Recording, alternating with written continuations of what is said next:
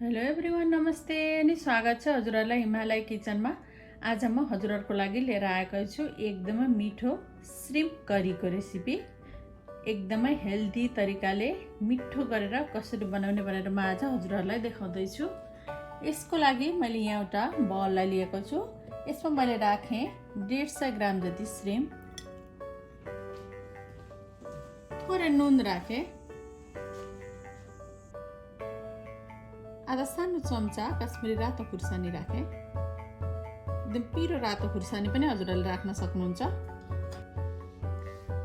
र 4-5 थोपा जति कागतीको रस अब म यसमा राख्दैछु।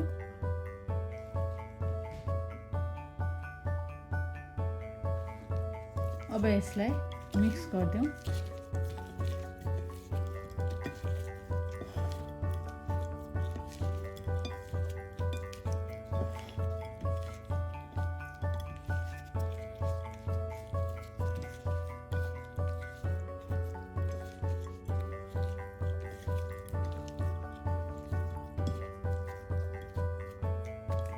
अब यसलाई छोपेर 15 मिनेटको लागि राख्दैछु म।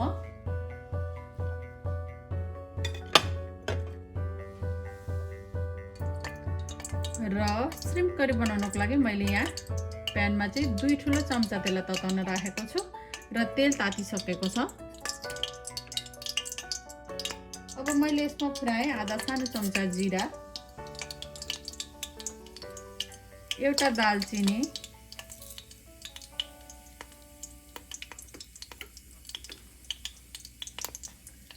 एउटा रातो सुकेको खुर्सानी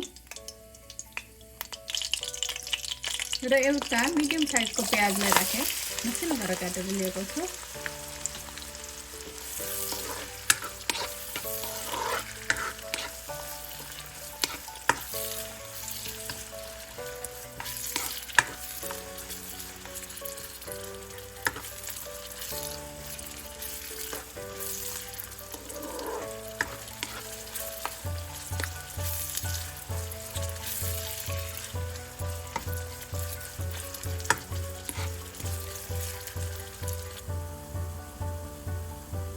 मैले राखेँ आधा सानो चम्चा बेसार,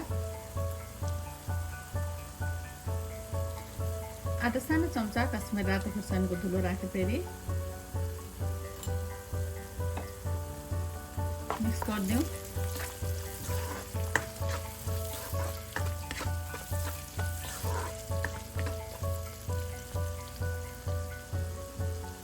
थोरै करी पत्ता राखेँ।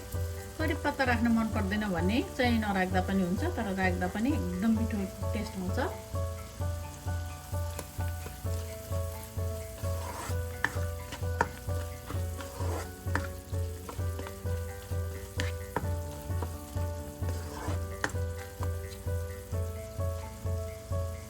मैले यसमा राखेँ एउटा मिडियम साइजको टमाटर, नुन राखेँ थोरै टमाटर राखेर, 1 चम्चा जति पानी पनि राखेँ, 1 सानो चम्चा लसुन र अदुवाको पेस्टलाई राखेँ कुटेको। अब यसलाई मिक्स गरिदिउँ।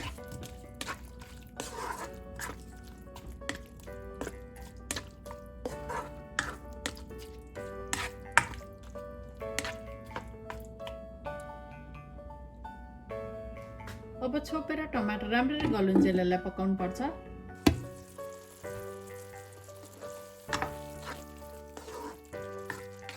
टमाटर राम्ररी गलिसकेको छ।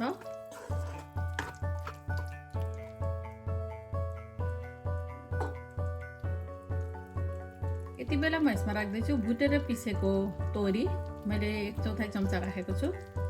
हजुरहरूले अर्कै धेरै लिन मनपर्छ भने आधा सानो चम्चासम्म राख्न सक्नुहुन्छ। र मैले राखेँ जिरा धनियाँको पाउडर।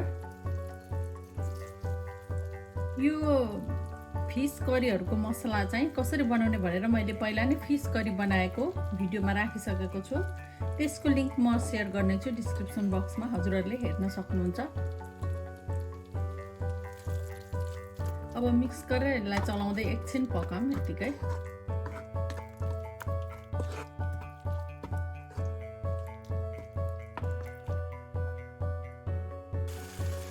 र केही बेर मसला राखेर पकाइसकेपछि अब मैले यसमा राखेँ मैले अघि म्यारिनेट गरेको श्रिम्पलाई। मैले चाहिँ आज फ्राई नगरिकन श्रिम्पलाई लिएर बनाउँदैछु। हजुरहरूलाई फ्राई गरेर राख्नु मनपर्छ भने केही बेर फ्राई गरेर अनि बनाउन सक्नुहुन्छ। यतिकै बनाउँदा पनि यो एकदमै मिठो हुन्छ। अब यसलाई मिक्स गरिदिउँ।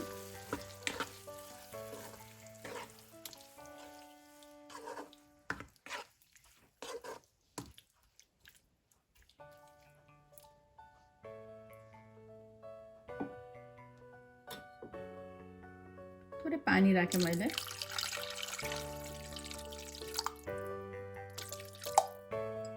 अब छोपेर यसलाई यो श्रिम्प मजाले पाकुन्जेलसम्म पकाउनु पर्छ।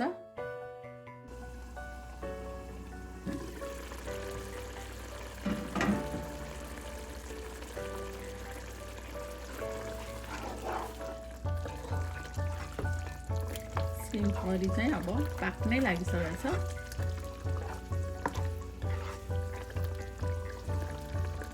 ग्रेभी आफूलाई अलिकति कम बनाउनु मनपर्छ भने अलिकति कम बनाउँदा हुन्छ।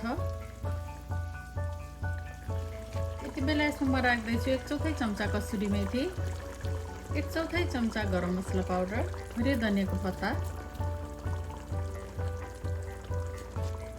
अब यसलाई यतिकै नछोपिकन अरू 2-4 मिनट जति पकाउँदैछु म।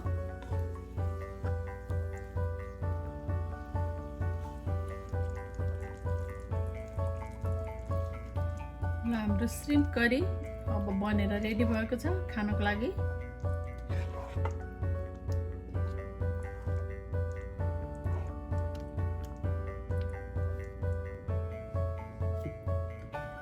ल अब छिट्टो मिठो श्रिम्प करी बनेर रेडी भएको छ खानको लागि। हजुरहरू पनि यसरी श्रिम्प करी बनाएर खानको लागि अवश्य पनि ट्राई गर्नु होला। एकदमै मिठो बन्छ, सजिलैसँग बन्छ, टाइम पनि धेरै लाग्दैन। हस् त यो मिठो श्रिम्प करीको रेसिपी हजुरहरूलाई राम्रो लाग्यो भने हाम्रो भिडियोलाई लाइक, कमेन्ट, सेयर गरिदिनु होला। यस्तै रेसिपीहरूको लागि हाम्रो च्यानललाई सब्स्क्राइब पनि गरिदिनु होला। सब्स्क्राइब गरिसकेपछि नजिकै रहेको नोटिफिकेसन बेललाई पनि अवश्य पनि क्लिक गरिदिनु होला। फेरि पनि यस्तै मिठो परिकारको रेसिपी लिएर आउने नै छु। हाम्रो भिडियो हेरिदिनु भएकोमा हजुरहरूलाई धेरै धेरै धन्यवाद।